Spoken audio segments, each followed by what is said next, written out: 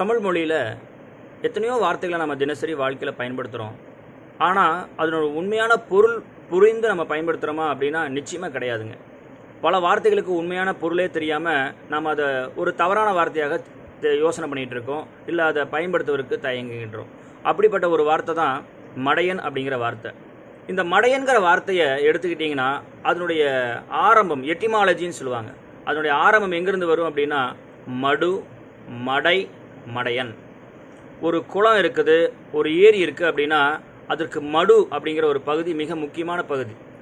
தண்ணீரானது முழுமையாக நிறைந்த பிறகு இந்த மடு வழியாக தான் தண்ணீர் வெளியேற ஆரம்பிக்கும். அந்த மடு அந்த கரையினுடைய ஒட்டுமொத்த பாதுகாப்புக்கு முக்கியமான அம்சமாக இருக்கும். ஒருவேளை அந்த மடு வழியாக தண்ணி சரியாக போகலை அப்படின்னா கரை உடைவதற்கும் வாய்ப்பு இருக்குது. தமிழர்களுடைய வாழ்க்கையில் கரைகளை பாதுகாக்கிறதுக்காகவே கரை பாதுகாப்பாளர்களை கரையர்கள் அப்படின்னு சொல்லி நம்ம அழைத்திருக்கிறோம். அதே மாதிரி நீர் காணியாளர்கள், அதாவது நீரை மேனேஜ் பண்ணக்கூடியவர்கள், மேலாண்மை செய்யக்கூடியவர்கள், வாட்டர் மேனேஜ்மெண்ட், இதற்காக நீர்காணிகள் அப்படிங்கிறவங்க, நீர்க்கட்டியார் இப்படிலாம் பேரில் அழைக்கப்பட்டார்கள். உண்மையாகவே இந்த வானம் பார்த்த பூமியில் தமிழ்நாட்டில் பல்வேறு இடங்களில் இந்த தண்ணீரை மேலாண்மை செய்யக்கூடிய பணிகளை ஆதி காலத்திலிருந்து நம்மளுடைய தமிழர்கள் செஞ்சுட்டு வந்திருக்காங்க. இப்படி வரக்கூடிய சமயத்தில் நம்மளுடைய இந்த மடையன் அப்படிங்கிற வார்த்தைக்கான அர்த்தத்தை நம்ம தெரிஞ்சுக்கணும்.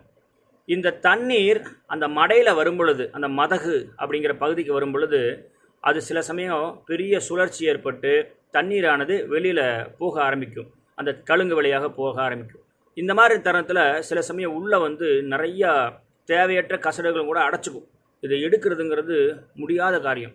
ஒருவேளை இதை சரியாக நம்ம தூர்வாரி எடுக்கலை அப்படின்னா ஒட்டுமொத்த மதகும் உடஞ்சி தண்ணி பூரா எல்லா பக்கமும் போய் ஒரு பெரிய சேதாரத்தை ஏற்படுத்திடும்.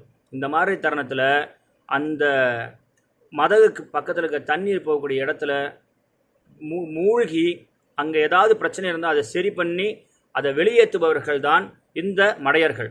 ஒரு இராணுவ வீரனுக்கு இணையாக, ஒரு போர்ப்படை தளபதிக்கு இணையாக இருப்பவர்கள் மட்டும்தான் அதுக்குள்ளே கீழே விழுக முடியும், போக முடியும். அந்த மாதிரி அவர்களுடைய அஜானுபாகமான தேகமும் ஒரு துணிச்சலும் தான் அந்த காரியத்தை செய்ய முடியும்.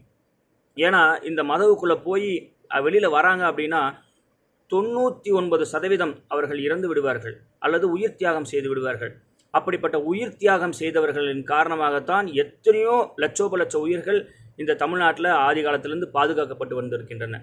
பொதுவாக ஆற்றங்கரை குளத்தங்கரையினுடைய பகுதிகளில் பார்த்தீங்க அப்படின்னா மடக்கருப்பன், மட இருளன், மடமுனியன் அப்படிங்கிற பேர்லாம் சாமி கோயிலெலாம் இருக்கும். இது எல்லாமே அந்த காலத்தில் நம்மளுடைய இந்த காரியத்துக்காக இறந்தவர்கள் அவங்களுடைய பேரில் இன்றைக்கும் நினைவுபடுத்தப்பட்டு அவர்களை வணங்கி வருகிறார்கள். இப்படிப்பட்ட இந்த அழகான இந்த வார்த்தையை நாம் இனி வரக்கூடிய காலங்களில் நாம் அதை மதிப்பு கொடுத்து தான் பேசணுமே தவிர எங்கேயும் அதை கொச்சையாக பயன்படுத்தக்கூடாது. தமிழ் மொழியில் இருக்கக்கூடிய இப்படி ஏராளமான வார்த்தைகள் அருமையான தகவல்களை வச்சுருக்குங்க. அதை போன்ற வார்த்தைகளை நாம் சரியாக பிரயோகப்படுத்துகிறோமா அப்படிங்கிறது கண்டிப்பாக நம்ம யோசிக்கணும். நன்றிகள் பல.